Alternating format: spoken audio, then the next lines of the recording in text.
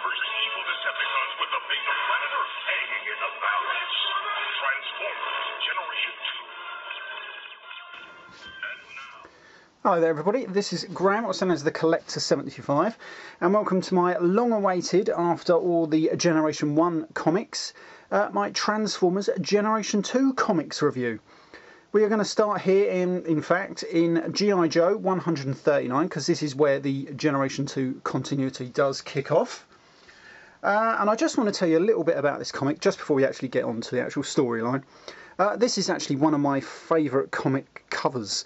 I'm not quite exactly sure what it is about it. I mean, the artwork I actually really do like, and there's a great picture of obviously Megatron and Cobra Commander.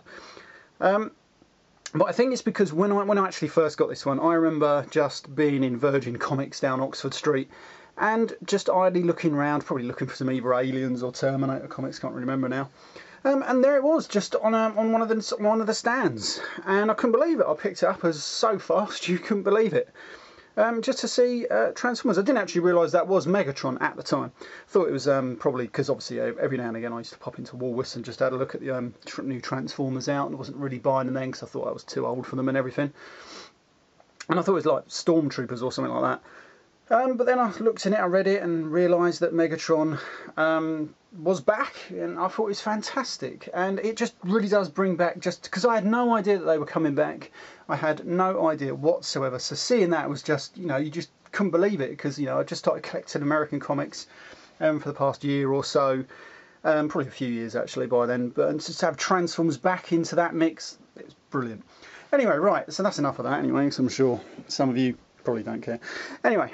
So let's continue with the actual storyline. We're going to start, if we go back in time, just one issue. Let me move that one just out of the way for a second.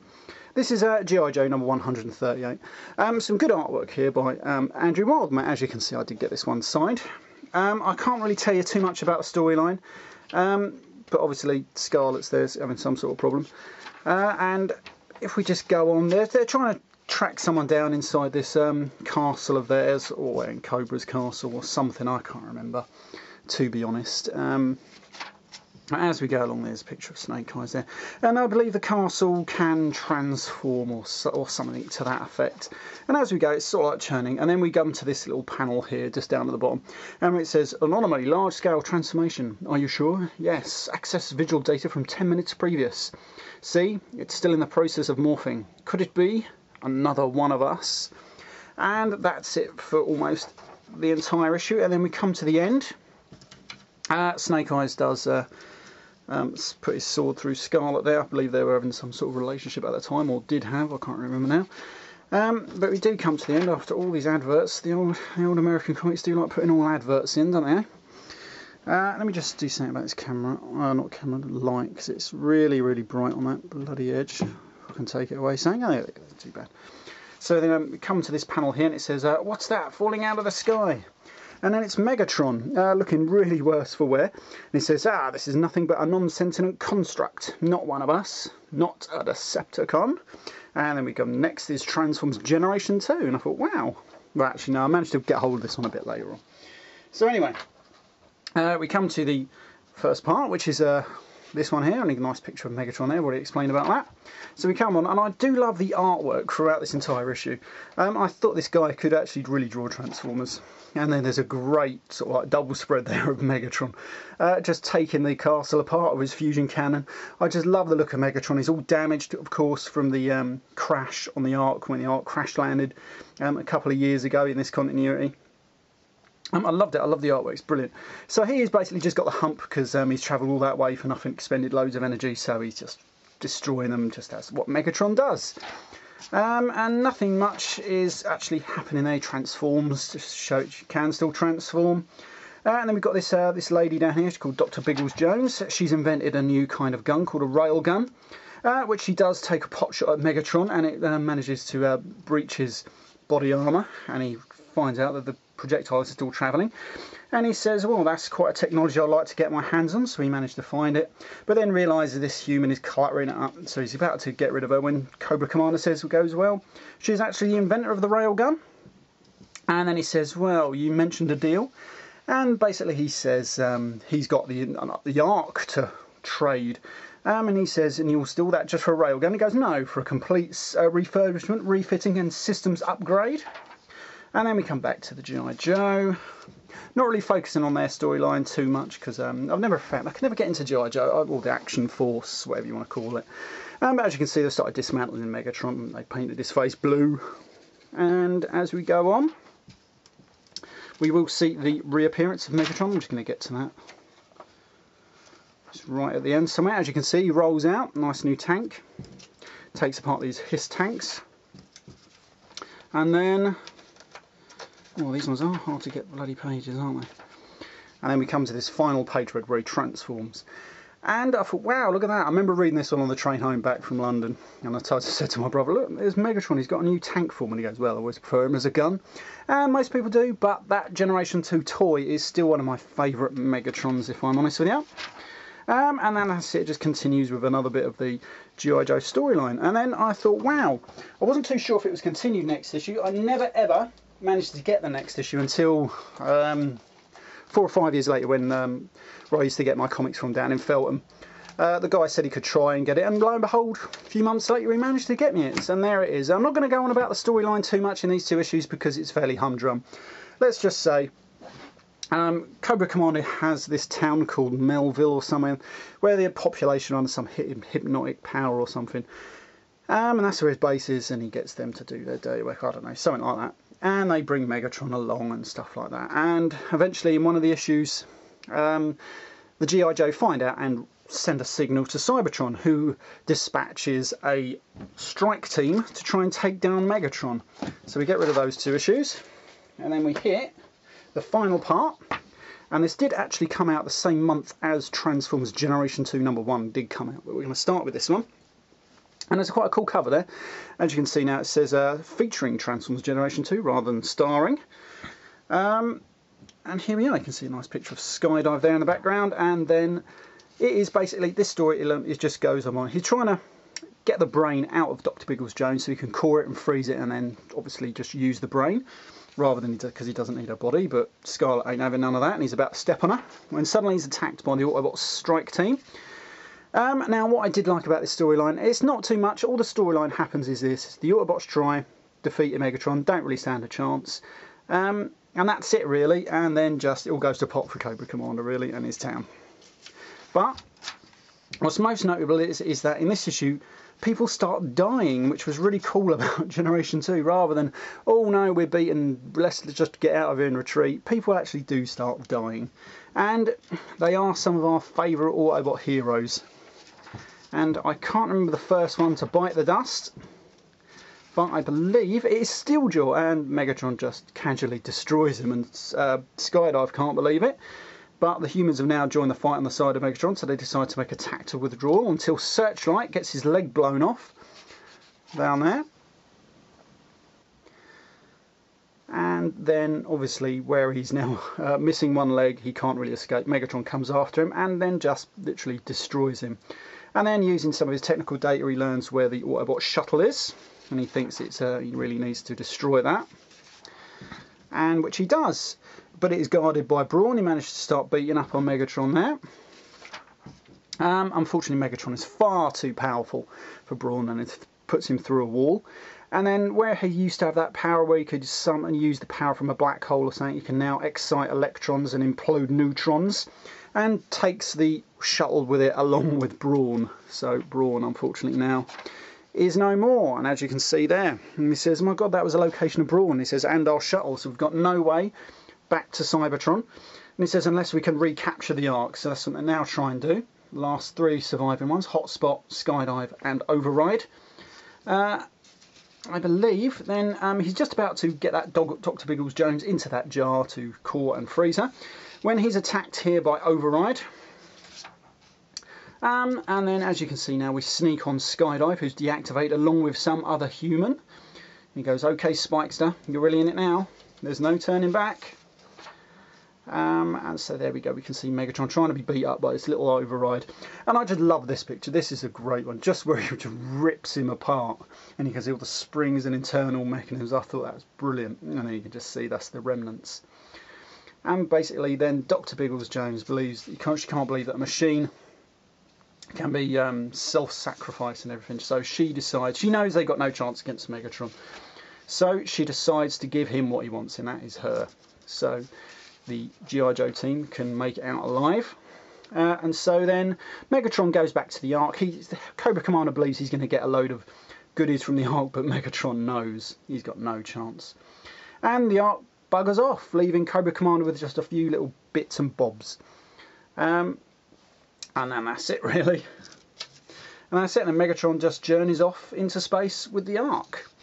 And then we've got the next issue, which is Dark Island. But now this is actually continued in Transformers Generation 2, number 2, but we'll come on to that one in a minute. And let's start off with Transformers Generation 2, number 1. Here it is, in fact. This is the special edition. I do remember... Oh, pardon me. I do remember... because obviously Marvel Comics used to do like a checklist of all their comics coming out, and it said this one comes in 2 modes. Special edition and normal. I thought that was pretty cool. That's probably the sadness in me coming out there. So this one came with a foil enhanced cover. As you can see, it's all silver and everything, and it also had a gatefold cover, so you could open it up, and inside you could see a nice bit of artwork there. If I just move this over slightly, and that was pretty a cool little poster there. That one does look like Breakdown in the corner there, but I'm not quite sure if that's supposed to be Sideswipe because he's now black. But he's definitely got a Decepticon sign on him. But a nice little cool poster there. I did like Derek Yaniger's artwork, especially back in the 90s. And this is a typical 90s comic, because the 90s was over-the-top violence, gore. I mean, you look at the comics like Spawn that was around at the time, that was just over-the-top gore and violence. Couldn't beat it, really. They don't do that so much these days. Yeah, I mean, back then they used to put in like over-the-top gore, violence, and obviously skimpy-clad women. That was what they used to populate. Obviously, you couldn't really do that in this comic, so they just went over the top with the violence, which was pretty damn cool. Right, so this is issue 1, and this says, they always used to come with a weird caption above the actual title, which is pretty cool. This one says, "This is not your father's Autobot." And on the back, we had a little sort of, I don't know what you want to call it, like a little blurb just going on about what is Transformers Generation 2. And I'm just going to read it out. It says, "Gentlebot, start your engines and get ready for the ride of a lifetime. The Transformers, sentient mechanical beings from the planet Cybertron, able to alter their forms to become vehicles, weaponries and devices, are ripping up the highways and skyways in their never-ending battle. Whether you are one of the millions of fans of the original Transformers, or even if you don't know an Autobot from a Decepticon, Transformers Generation 2 is the hot new series that's sure to please, with an introduction to the popular television and action figure characters unlike any other. Right here, right now, a brand new take on the Transformers takes off, unfolding a reality in which bad is good, small is big, and what you don't know can and will hurt you. Now, more than ever, the Transformers are truly more than meets the eye." And that was the basis of this actual storyline. I believe the writer Simon Furman did say he wanted to... well, the comic no longer was bound in all the red tapes. He didn't have to feature all the Transformers that they said they wanted to.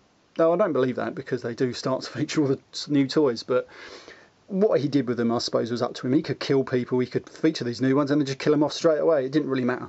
So I believe, and he could do what he wanted. He could make the good people turn bad and everything. I thought that was really good. So it started to blur the lines. The Autobots were no longer truly good. Well, they were, but they didn't mind killing people willy-nilly either, which is pretty cool. The most notable difference is, of course, we have...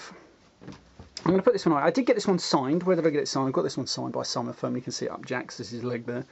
I'm going to put this one down, and I'm going to use the ordinary edition for this, because obviously it will bend a little bit easier on the spine.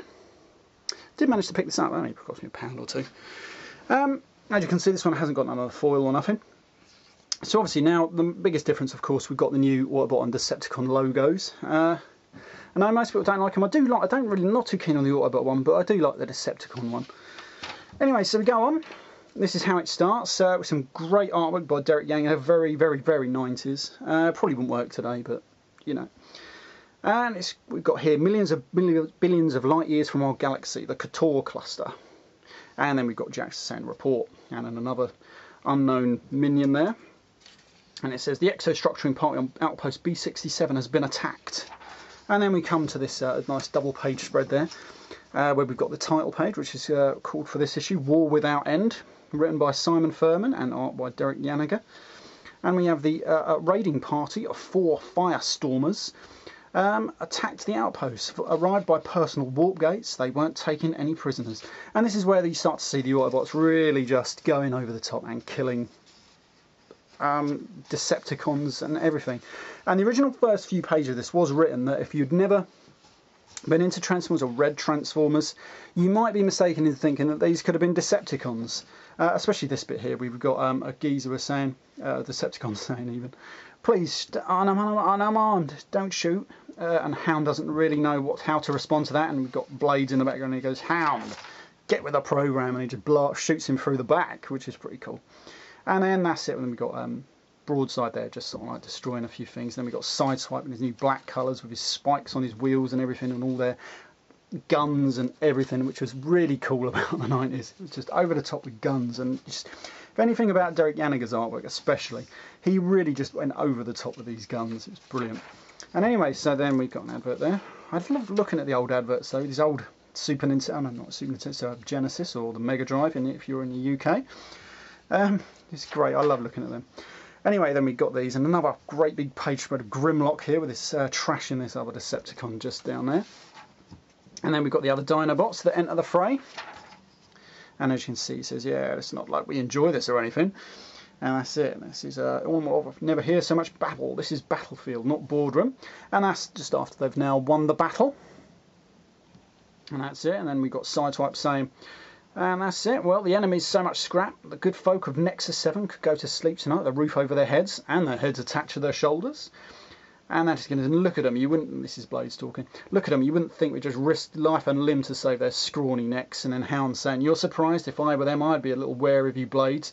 I notice a certain zeal in the way you went about your work. Is that so? Well, for your information, the creep you thought was surrendering was about to nail your worthless hide to the wall. And you know what, Hound? I should have let him do it because you're a liability to yourself and to us. You're soft, weak, and I won't." And then we got Grimlock just interrupting. Then he says, "Enough." And he goes, "Remember, we're the good guys. We're the Autobots." And obviously that was just where it was designed to sort of blur the lines there slightly. And then we've got this unknown, well, at the time, Commander Jaxus, explaining to this Decepticon who seems to know nothing about the Autobots, or in fact the Decepticon war. And he says, Autobots, my Autobots, they are Cybertronians, Transformers just like us. Autobot, Decepticon, I do not understand the distinction. And we've got Jax saying they are throwbacks for anarchisms, a race out of time.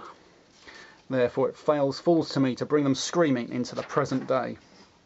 Then we cut to Optimus Prime, who's having some sort of strange vision of some apocalyptic future. And all around him you can just see all these corpses that are like rotting or have been eaten away. And then suddenly he sees this thing, and he's sort of like grasping, and he starts to crumble to dust, and he says, "One touch, one terrible moment of emptiness, and I crumble to dust." And then he gets reawoken, and he says, "A dream, a vision, or more, a premonition, a warning." And then we've got Hot Rod, where he's been saying, he goes, "We travelled across half the known space, and for this, a dead planet and the butt end of the galaxy. Why are we here?" And Optimus Prime says, "Why indeed?" He got a summons from Grimlock saying he really needs your help on this planet. And he says, "But why?" And he goes, "The war was over, finished. All the old ghosts laid to rest. Unicron, Bludgeon, Megatron, Shockwave, Scorponok, Galvatron, gone, and now in their place peace. And yet, though many Autobots choose to discard the tools of war, many others choose to fight on, forming small combat units of their own. Have I become like them, actively seeking conflict where none exists?" And that was good, because it shows that then maybe they're always supposed to be fighting, and that gives maybe a precursor of what they were always originally designed for, as a last line of defence against Unicron. Who knows? But then we've got these Decepticons attacking them there, and so the Autobots start taking them down. And then in the middle of this, we've got this giant bloody advert, which always becomes really bloody annoying to get to the end of it. Sorry about this. There we go. And then we've got Hot Rod. It looks like he's doing a runner. Optimus Prime transforms, starts taking them out, and then the Decepticons realise that the other one wasn't doing a runner. He's just sort of escaped to get them into a crossfire and takes them all down. Then we have Grimlock, who turns up just at the end of that battle, and he says, "Oh, sorry, you may not know, the Decepticons leave a unit there." And then they look on upon just over the rocks, and it's sort of like got this Decepticon city, in fact. And this is where Grimlock explains what he's found. He's found planets that seem to have been cyber-formed, where they've been making miniature versions of Cybertron all over this end of the galaxy. And he says, how many have you found so far? And he goes, 17. And he can't believe 17. He says, but how can this be? Even if Bludgeon lied about his plans, he had neither the workforce nor the resources to accomplish all this. It can only mean the problem is a lot bigger than we'd realised. And he saw this Decepticon warship just orbiting the planet, and then it takes pot shots at the thing, and then it does hit their little shuttlecraft. And then we have a little interlude here where we shows the G.I. Joe sort of team radioing Cybertron, telling the Autobots that Megatron is back. Of course, we'd seen his origin in the pages of G.I. Joe just earlier in this review. And then we come back to the Decepticon flagship Twilight, where Optimus Prime has been taken prisoner by the current Decepticon commander, which is G-Axis. A little play on his name there. If you split the syllables down, it does become G-Axis, because this comic was launched just as the comics bubble was bursting back in the early to mid 90s, when lots of comic companies did fold. I do remember, because I used to get loads of comics back then. I believe one of my favourites was actually Lost in Space. It was actually really good, cool, by Innovation. And they folded, which was complete and utter shame. Anyway, I digress. Let's get back to the storyline. So Optimus Prime doesn't know what's going on, and he sort of like explains their origins. They say they basically left Cybertron just after Optimus Prime and Megatron disappeared when they crash landed on Earth, and it shows them all leaving Cybertron. Then it says, leaving only a token of administrative presence in the form of small-minded tyrants unfit for the future empire. We see a picture of Straxus there. So they left all them behind. They went off. And basically he says, we've now grown. The Decepticon Empire is basically expanding and colonising and turning all these planets into little Cybertrons, basically. And that's it. And he says, you are a relic, Prime, a part of an age-long past. Autobot, Decepticon, these are outmoded concepts. The war is over, and it's time for you to your kind to take their place in this new glorious Cybertronian empire. And then we just got Optimus Prime feeling a little bit dejected after all that. Yeah, it's Grimlock who says, look, we can't do that. We need to basically stand up for these little people, like the humans and stuff. And so he goes, so we do it then, why not now? And he goes, and if the Decepticons think that their way is wrong, it's up to us to educate them the hard way. And basically then they escape, kill a few more Decepticons on the way out, and then basically try and destroy the Twilight. It doesn't really work. They do get a little shuttle, which they manage to get out of the Decepticons' dock. While they kill even more Decepticons. They manage to get away, and then they fly off, but he's already put a tracer aboard some of the ships, knowing that they might try something like this. And then so we come here, and he says, I love this bit, Optimus Prime aboard this stolen shuttle. He says, the war we thought over goes on. And that was sort of like a play on words. I don't know if I had it in America, but in the UK, that used to be one of the sort of like the slogans of, used to go into a shop and it would always have the war goes on. I do remember, I've got a poster of it somewhere. So that was quite a nice little play on that. I don't know if it was meant to be, but to me it was. Anyway, so he says, the war we thought over goes on. Only now our task seems boundless, endless. I am troubled, and not simply by the sheer enormity of the problem. My eyes have been opened, the scale of the threat revealed, and yet still the visions of dark apocalypse persist. Something else waits for us, something far worse than the Decepticons. And then that's it, the end of pardon me, the end of issue 1. And then we get a brief note from Simon Furman there, who then just goes on, a bit like he did in the end of the original Marvel US number 80. He did sort of like sign off in it, but he had the letters page all to himself. We just wrote some stuff saying about what the future could possibly hold for Transformers, and at the time he said absolutely bugger all, probably. But then he said he couldn't believe that then he got a phone call one day from editor Rob Tokar, and they phoned out and said Transformers coming back, does he want to write it? And he agreed so fast you thought he was joking or something like that. But anyway, but it was back. It was brilliant. I remember thinking, my God, I've finally got Transformers back. That staple thing that sums up my childhood was back, and I thought, my God, it just cannot get any better than this. And that's it. And then the next issue was a brilliant one. I love that cover. That is another one of my favourite covers. I'll tell you something about Generation 2. It did have some fantastic covers. Anyway, that is it for part 1. I'll see you all again in part 2.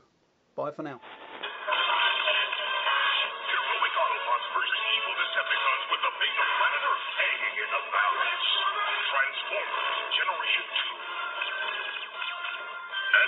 Through the magic of the Cybernet Space Cube, the computer-enhanced stories of the Transformers. Transformers Generation 2.